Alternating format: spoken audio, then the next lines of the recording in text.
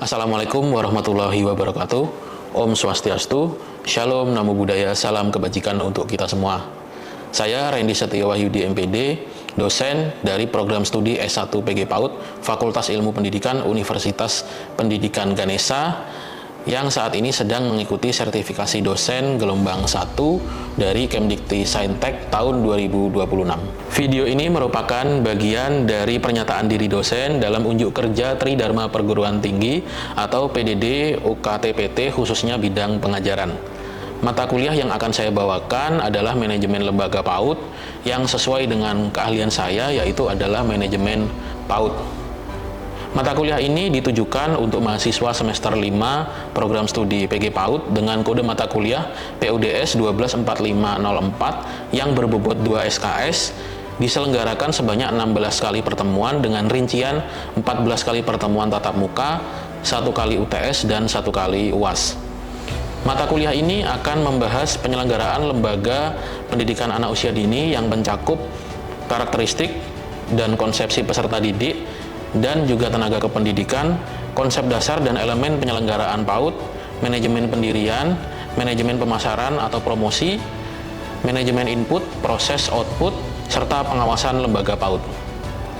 Luaran dari mata kuliah ini adalah penguasaan konsep manajemen lembaga PAUD, pemahaman penyelenggaraan PAUD yang berkualitas, serta kemampuan dalam menyusun proposal pendirian PAUD dan membuat strategi dalam pemasaran lembaga PAUD.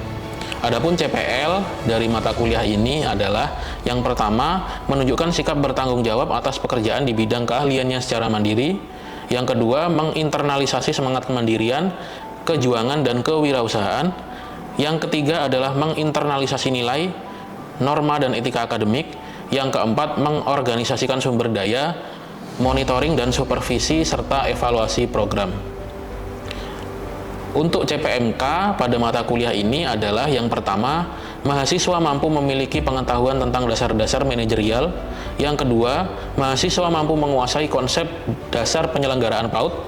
Yang ketiga, mahasiswa mampu mengimplementasikan manajemen PAUD, meliputi perencanaan, pelaksanaan, dan evaluasi. Yang keempat, mahasiswa memiliki keterampilan menganalisis kebutuhan penyelenggaraan pendidikan anak usia dini. Dan yang kelima, mahasiswa terampil membuat proposal pendirian lembaga PAUD. 3 komponen utama dari proses pembelajaran yaitu adalah delivery, interaction, dan assessment yang berfokus pada penggunaan problem-based learning. Untuk asesmen terdapat 2 asesmen, yaitu asesmen formatif dan sumatif, di mana asesmen formatif akan menilai proses yang terdiri dari tugas dan sikap. Sementara untuk asesmen sumatif akan menilai akhir dengan diadakannya UTS dan juga UAS. Referensi yang saya gunakan adalah buku ajar yang terkait dengan mata kuliah manajemen lembaga PAUD, juga menggunakan artikel jurnal, hasil publikasi penelitian karya saya sendiri yang memiliki relevansi dengan mata kuliah dan kebaruan agar mahasiswa mampu mengikuti ilmu manajemen lembaga PAUD sesuai perkembangan zaman. Berikut video proses pembelajaran pada mata kuliah manajemen lembaga PAUD, materi elemen penyelenggaraan PAUD berkualitas. Mari kita simak. Oke, selamat pagi adik-adik. Selamat pagi Bapak. Om Swastiastu. Assalamualaikum warahmatullahi wabarakatuh. Shalom, Namo Buddhaya, salam kebajikan dan salam harmoni. Salam harmoni. Sebelum dimulai, kita awali dengan berdoa. Mari adik-adik kita berdoa sesuai dengan keyakinan masing-masing. Berdoa bisa dimulai. Berdoa selesai. Oke, adik-adik kita hari ini ketemu kembali di kelas mata kuliah manajemen lembaga PAUD ya. Untuk hari ini khusus materi yang akan dijelaskan adalah elemen dari penyelenggaraan PAUD yang berkualitas. Nah, pendidikan anak usia dini berkualitas merupakan fondasi penting bagi perkembangan anak-anak. Adik-adik setuju apa enggak? Setuju. Ada yang enggak setuju? Enggak ya.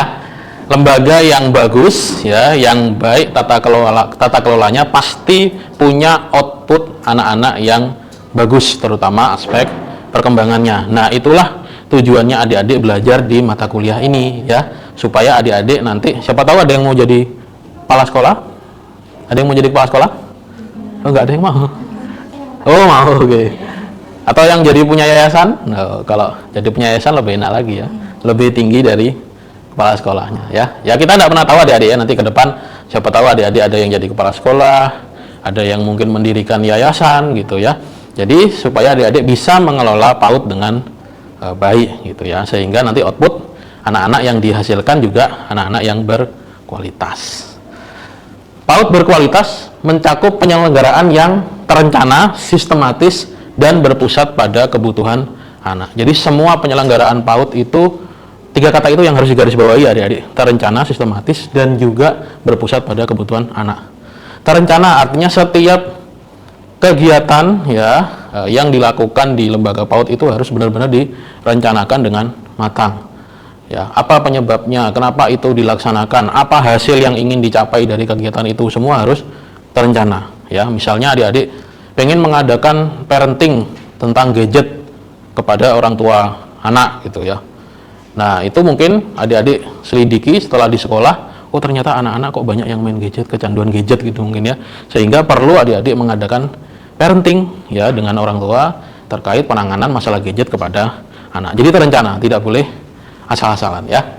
Kemudian sistematis ya, runtut ya, penyelenggaraannya runtut, mulai kelompok bermain ya, kemudian kelompok A, kelompok B semua sudah terencana, runtut, sistematis ya. Kelompok A apa kegiatannya, kelompok B apa kegiatannya, sudah harus sistematis. Kemudian berpusat pada kebutuhan anak. Jadi apa yang kita berikan ya, pelayanan kepada anak itu adalah berdasarkan dari kebutuhan si anak sendiri, bukan dari keinginan kita sebagai guru ya. Nah, misalnya anak-anak kelompok A sekarang lagi senang-senangnya belajar tentang misalnya belajar tentang bentuk-bentuk geometri gitu misalnya. Nah, kita harus memberikan layanan yang sesuai dengan kebutuhan anak itu. Atau anak sedang tertarik pada tema alat transportasi. Nah, kita juga harus memberikan layanan sesuai dengan kebutuhan dan juga minat anak. Kemudian kualitas PAUD ditentukan oleh berbagai elemen utama yang saling berkaitan. Nah, nanti ada 7 elemen untuk PAUD yang berkualitas. Nah, setiap 7 elemen itu saling terkait adik-adik. Tidak boleh lepas salah satunya, tidak boleh dihilangkan salah satunya. Jadi saling terkait gitu ya. Adik-adik, untuk elemen utama PAUD berkualitas itu ada 7 ya. Nah, ketujuh elemen ini penting sekali ada di suatu lembaga PAUD untuk mendukung lembaga PAUD menjadi lembaga yang maju gitu ya. Adapun 7 elemen itu adalah yang pertama SDM pendidik ya, yang kedua kurikulum, yang ketiga sarpras, keempat tata kelola ya, kelima ada perlibatan orang tua, keenam ada lingkungan belajar, dan ketujuh ada asesmen atau evaluasi ya. Jadi kita bahas satu-satu elemen ini. Nah, untuk elemen pertama itu adalah pendidik ya atau guru. Nah, di sekolah bisa nggak kalau nggak ada gurunya? Tidak. Nah, nggak bisa. Siapa yang ngajar ya? Walaupun sekarang sudah ada Google, ada AI macam-macam, tetap butuh namanya guru ya. Karena guru sebenarnya tugasnya bukan hanya sebagai penyalur ilmu pengetahuan ya, lebih daripada itu ya. Mendidik karakter juga ya. Untuk itu adik-adik jangan jadi guru yang hanya sebatas menyampaikan ilmu saja, tapi harus bisa lebih dari itu. Yang kedua, elemen kurikulum. Nah, kurikulum itu di PAUD ya harus berdasarkan 3 poin ini. Yang pertama, disusun sesuai usia, minat, dan tahap perkembangan baik fisik maupun psikis ya. Untuk anak kelompok A ya berarti dibuat untuk anak kelompok A. Untuk kelompok B dibuat untuk kelompok B, karena berbeda ya adik-adik ya, antara kelompok A dan kelompok B, usia berbeda, apa yang diajarkan pun berbeda, kemampuannya pun juga sudah berbeda ya, jadi tidak bisa disamakan. Mendorong kemampuan berpikir kritis, eksplorasi, dan kreativitas sejak dini. Jadi kegiatan-kegiatannya harus bisa memfasilitasi anak untuk berpikir kritis, mengeksplorasi, mencoba ya, dan melatih kreativitas anak. Kemudian elemen yang ketiga adalah sarpras. Kalau di PAUD kira-kira sarpras apa yang utama? Menurut adik-adik apa? Ya. Penyediaan ruang belajar. Ya, gedung, ya ruang belajar. Nggak mungkin anak-anak belajar di lapangan kan ya, panas-panasan ya. Nah, nanti cepat pingsan nanti anaknya. Pasti utamanya gedung ya, biar anak-anak bisa belajar dengan nyaman, dengan tenang gitu ya. Nah, itu termasuk yang harus disiapkan. Kemudian ada APE ya, pasti karena anak-anak belajarnya melalui bermain, maka butuh alat permainan. Nah, seperti yang ada di samping belakang adik-adik ya, kita ada di lab PAUD, ini banyak sekali APE yang bisa digunakan untuk di kelas ya. Kemudian elemen yang ketiga adalah manajemen dan kepemimpinan ya. Nah, adik-adik di lembaga PAUD ya, lembaga itu bisa maju ya atau berkembang atau malah sebaliknya bisa mundur ya. Itu tergantung dari kepala lembaganya ya. Kepala lembaga itu kalau ibarat kapal gitu ya, dia adalah nakodanya yang bawa arah kapal ini. Ibarat lembaga PAUD itu mau dibawa kemana, apakah mau dibawa ke ombak yang tinggi atau ombak yang tenang, tergantung dari kepala lembaganya ya. Nah, maka kepala lembaga PAUD ya harus bisa melakukan beberapa hal ini. Yang pertama, mengelola sumber daya yang dia punya. Nah, sumber daya macam-macam ada dia, termasuk sumber daya manusia, guru-gurunya ya, petugas kebersihannya, petugas keamanannya. Nah, itu harus bisa dia kelola dengan baik ya. Begitupun sumber daya yang dia miliki yang lain, gedung-gedungnya ya, alat permainan. Nah, itu harus dia bisa kelola dengan baik. Kemudian menerapkan pembelajaran berbasis data ya. Jadi apa yang diberikan ke anak ya, itu berbasis data dari apa yang mungkin dibutuhkan oleh anak, apa yang mungkin masih kurang dari anak ya. Nah, misal di satu kelas, misalnya anak masih lemah dalam kemampuan mengenal warna gitu misalnya. Nah, kemudian dari data itulah baru bisa dilaksanakan pembelajaran yang sesuai. Kemudian akuntabilitas keuangan ya. Nah, jadi untuk mengelola keuangan itu juga tugas dari kepala lembaga ya. Nah, harus transparan ya, mengelola keuangan tidak boleh ditutup-tutupi. Nah, jadi semua harus tahu, ada pemasukan, ada pengeluaran, harus tahu dan tercatat dengan baik. Supaya apa? Supaya tidak ada kecurigaan ya. Nah, kalau ditutup-tutupi kan semua nanti jadi curiga gitu ya. Misalnya kemana uang ini larinya ya, kemarin ada uang masuk berapa. Jadi harus sama-sama saling tahu dan harus ada pelaporannya adik-adik ya. Nah, pelaporannya secara periodik ya, apakah 1 bulanan, apakah 1 semesteran gitu ya, itu harus dilaporkan dan semua harus tahu gitu ya. Oke, kemudian elemen selanjutnya adalah kemitraan orang tua ya, orang tua dan masyarakat ya. Adik-adik dalam menjalankan lembaga PAUD tidak bisa berdiri sendiri ya, butuh kolaborasi dengan orang tua dan masyarakat ya. Nah, karena apa ya, karena bisa kita ambil contoh dalam pembelajaran gitu ya, ada beberapa topik-topik ya atau tema-tema pembelajaran yang tidak bisa diajarkan maksimal oleh guru ya. Contoh topik atau tema profesi. Nah, masa guru mau menjelaskan profesi guru aja ke anak-anak, nggak ada profesi yang lain. Padahal profesi yang lain banyak kan ya. Dan anak-anak butuh referensi itu. Nah, bisalah kolaborasi dengan orang tua, dengan masyarakat ya. Karena profesi orang tua dan masyarakat sangat beragam ya. Ada yang butuh petani, mungkin orang tuanya ada yang petani. Ada yang butuh pedagang, mungkin orang tuanya ada yang pedagang ya. Begitupun yang lain, untuk polisi ya, bisa segala macam. Kemudian kita ajak kolaborasi, kita undang untuk bantu menjelaskan itu kepada anak-anak. Jadi butuh kolaborasi. Begitupun juga dengan masyarakat ya. Sekolah itu tidak bisa berdiri sendiri ya. Misalnya ada anak-anak yang perlu kegiatan ke lingkungan desanya gitu ya. Nah, otomatis kan harus kolaborasi dengan masyarakat di desa, paling tidak dengan ketua desa terlebih dahulu ngomong izin gitu ya.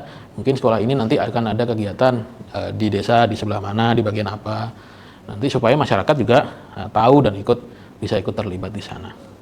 Nah, itu elemen partisipasi orang tua dan masyarakat. Nah, untuk elemen ini banyak sebenarnya kegiatan-kegiatan yang bisa kita lakukan di lembaga. Misalnya mengundang orang tua ya, ketika ada sesi parenting, kemudian rapat orang tua ya, rapat rutin. Nah, kalau saya itu biasanya ke sekolah anak tuh sebulan sekali biasanya ada agenda rapat orang tua. Nah, di situ membahas berbagai macam hal ya, termasuk perkembangan anaknya ya, kegiatan-kegiatan sekolah.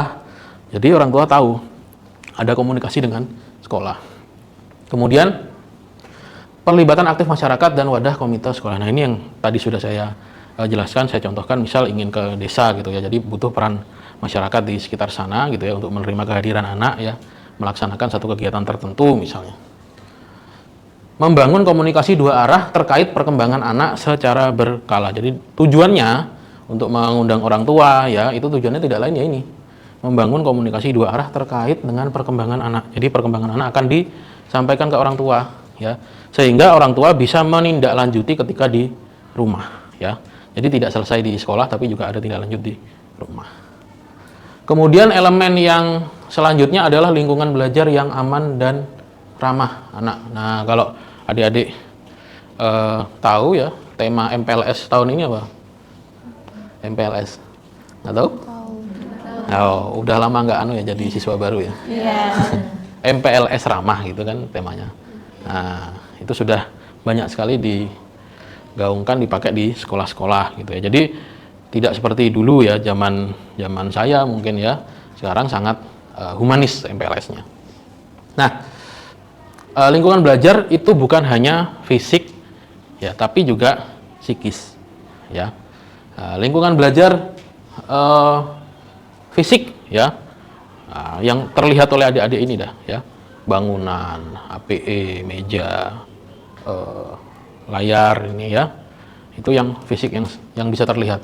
Tapi kalau yang psikis, lingkungan psikis, kenyamanan anak ya, bagaimana anak bisa merasa nyaman, tidak takut ketika di sekolah, ya, tidak cemas. Nah, itu lingkungan psikis. Jadi dua lingkungan ini perlu dibangun, bukan hanya lingkungan fisik.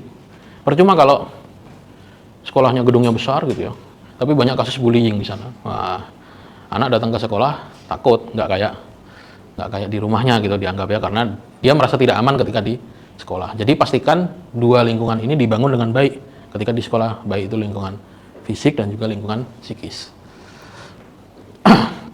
Nah, lingkungan belajar yang aman dan ramah itu harus pertama bebas dari segala bentuk kekerasan, diskriminasi dan perundungan ya, kekerasan fisik ya, maupun kekerasan psikis, diskriminasi yang membeda-bedakan, dan juga perundungan atau bullying. Nah, ini harus dipastikan bebas dari itu. Kemudian menerapkan prinsip iklim inklusif yang menghargai keberagaman anak. Nah, di sekolah tidak mungkin hanya ada satu suku ya, nggak mungkin. Biasanya akan ada banyak sekali suku, agama gitu ya di dalam satu sekolah. Maka sekolah harus bisa menghargai anak-anak tersebut, membuat lingkungan secara inklusif ya. Menyediakan fasilitas sanitasi air bersih dan pembiasaan hidup sehat. Nah, ini untuk membentuk lingkungan belajar yang sehat. Kemudian elemen yang selanjutnya adalah asesmen ya. Asesmen atau penilaian. Nah, apa saja yang biasanya dinilai ketika di lembaga PAUD itu biasanya ada dua ya, yaitu pemantauan tumbuh kembang dan juga asesmen pembelajarannya. Nah, kalau pemantauan tumbuh kembang ini terkait biasanya tinggi badan, berat badan, lingkar kepala ya. Nah, biasanya juga bekerja sama dengan posyandu. Kemudian kalau dari asesmen pembelajarannya biasa menggunakan seperti catatan anekdot, hasil karya ya, juga portofolio harian anak. Dan setiap penilaian itu harus mendapatkan umpan balik ya dari laporan yang dibuat gitu ya. Misalnya setelah diukur ternyata kok tinggi badannya kurang ya, harusnya segini ya. Nah, ini perlu ditindaklanjuti nanti ketika dengan orang tua di rumah seperti apa, didiskusikan juga dengan ahli kesehatan. Nah, itu adik-adik ya, 7 elemen dari penyelenggaraan PAUD yang berkualitas. Sampai sini adik-adik ada yang mau ditanyakan dulu? Baik Bapak, saya izin bertanya. Bagaimana membentuk lingkungan yang aman secara psikis bagi anak? Oke. Lingkungan psikis ya? Ya. Ya, lingkungan psikis. Nah, kalau lingkungan psikis itu bagaimana nanti PR-nya adalah guru bisa membuat anak ya, ketika di sekolah bisa senyaman ketika dia ada di rumah ya. Jadi anak-anak tidak merasa terbebani ketika berangkat di sekolah gitu ya. Dan itu juga sudah pernah saya buktikan gitu ya dari anak saya langsung, bagaimana gurunya sangat sabar gitu ya.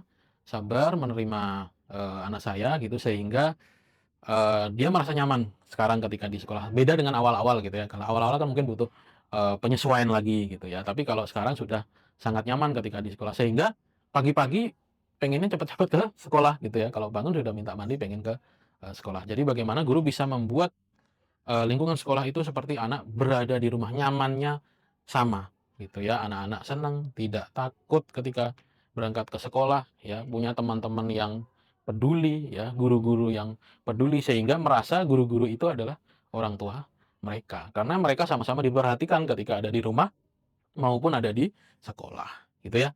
Oke. Baik, Ada lagi? Sudah ya? Oke. Nah, adik-adik, setelah ini saya akan menayangkan satu buah video ya. Nanti adik-adik bisa simak dulu dari video itu ya. Pada saat kita sedang mengajar, kita menjumpai anak-anak berladang, berkejaran, akan menunggu meja dan berteriak di dalam kelas. Sementara anak-anak lain mengerjakan tugas. Mari kita lihat situasinya bersama, seperti digambarkan berikut ini. Hari ini kita akan bermain lala, udah main, udah. Siapa yang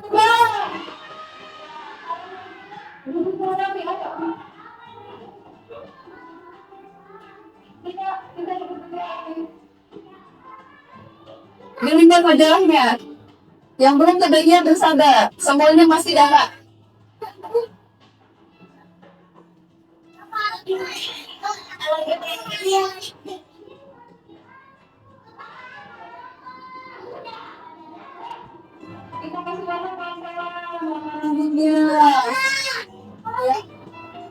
Ya, kita pelan-pelan kasih warnanya.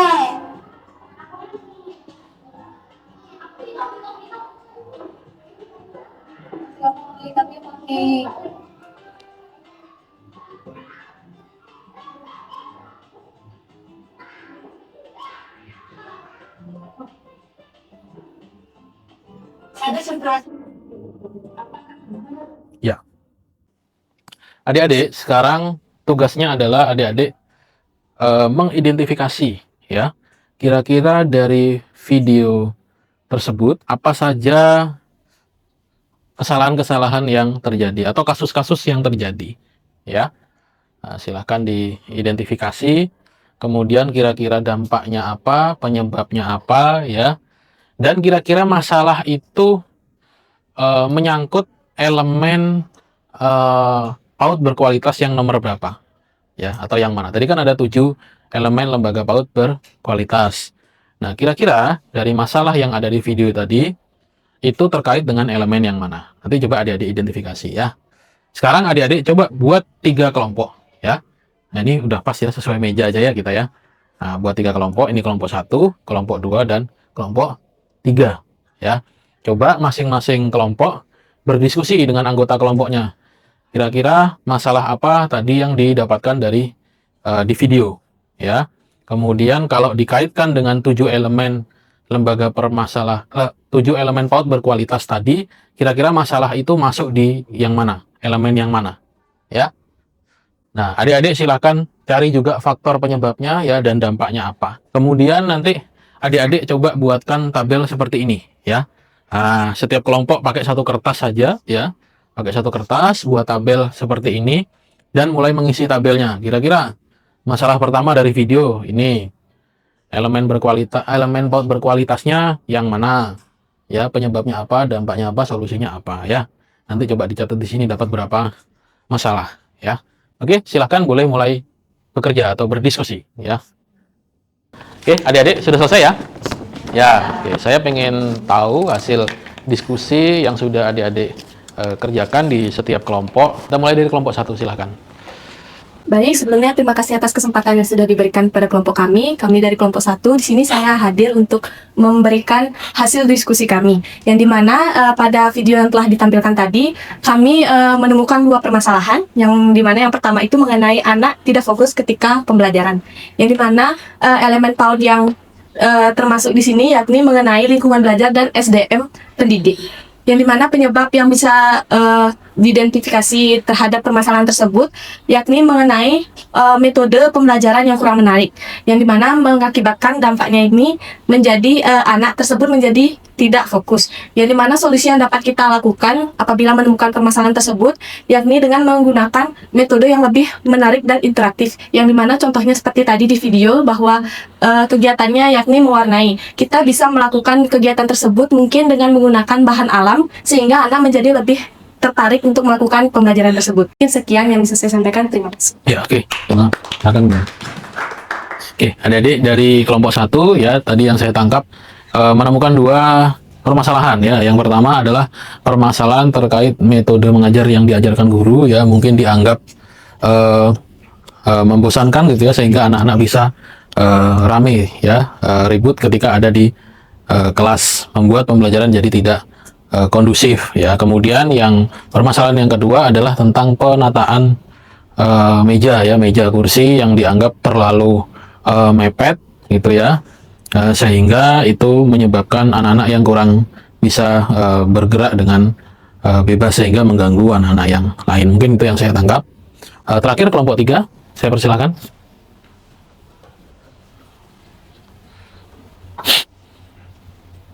Baik, di sini saya perwakilan dari kelompok 3 akan memaparkan hasil diskusi kami, yang dimana dari video yang telah dipaparkan, kami mendapatkan masalah yaitu suasana kelas yang tidak kondusif saat pembelajaran, seperti terlihat yaitu anak-anak sedang berlari, kemudian anak juga mengobrol dengan teman sebayanya. Jadi elemen PAUD yang termasuk dari permasalahan tersebut yaitu lingkungan belajar yang aman, karena suasana kelas yang ribut dan kurang kondusif tersebut dapat mengganggu kenyamanan serta konsentrasi anak lainnya dalam kegiatan pembelajaran. Kemudian penyebab dari masalah itu, yang pertama yaitu media pembelajaran yang digunakan oleh pendidik itu kurang menarik. Kemudian metode yang digunakan oleh pendidik juga belum maksimal, serta ruang kelas yang tidak cukup luas atau sempit itu membuat aktivitas pembelajaran dan gerak anak itu menjadi terbatas. Adapun dampak dari permasalahan itu, yaitu rasa aman dan nyaman anak itu terganggu. Karena suasana kelas yang ribut dan kurang teratur dapat membuat sebagian anak itu merasa cemas dan tidak nyaman untuk melaksanakan suatu proses pembelajaran dengan optimal. Jadi solusi yang dapat kami berikan, yaitu guru perlu menetapkan aturan kelas yang sederhana dan positif, kemudian mengelola kelas dengan baik, serta memberikan arahan kepada anak agar suasana belajar menjadi aman, nyaman, dan kondusif saat pembelajaran. Sekian dari saya, terima kasih. Ya, oke. Kami.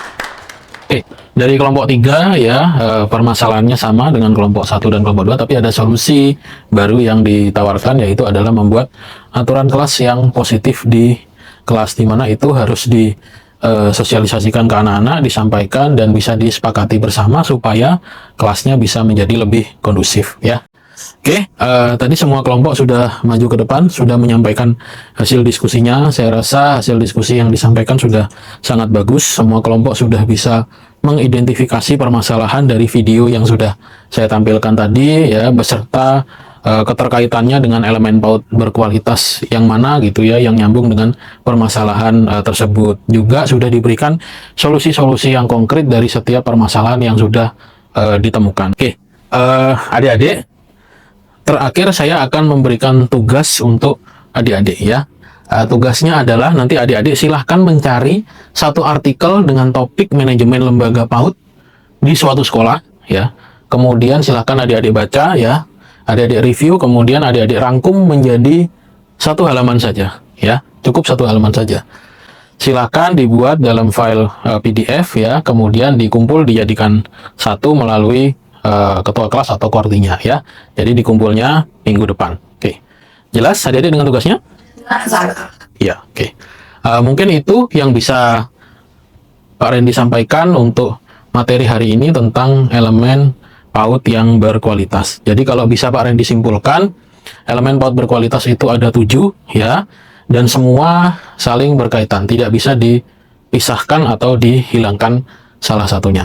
Mudah-mudahan materi hari ini bisa bermanfaat untuk adik-adik ya. Nanti ketika adik-adik sudah terjun ya di dunia PAUD, sudah menjadi guru atau kepala lembaga ya, adik-adik bisa menerapkan 7 elemen PAUD berkualitas ini untuk kemajuan dari lembaga yang adik-adik pimpin masing-masing. Mungkin itu yang bisa Pak Randy sampaikan. Sebelum ditutup, kita akhiri dengan berdoa. Mari berdoa menurut keyakinan masing-masing, berdoa bisa dimulai. Berdoa, selesai. Terima kasih, lebih dan kurangnya Pak Randy mohon maaf. Pak Randy tutup dengan mengucapkan Om Santi Santi Santi Om. Wassalamualaikum warahmatullahi wabarakatuh. Shalom, namo buddhaya, salam kebajikan dan salam harmoni.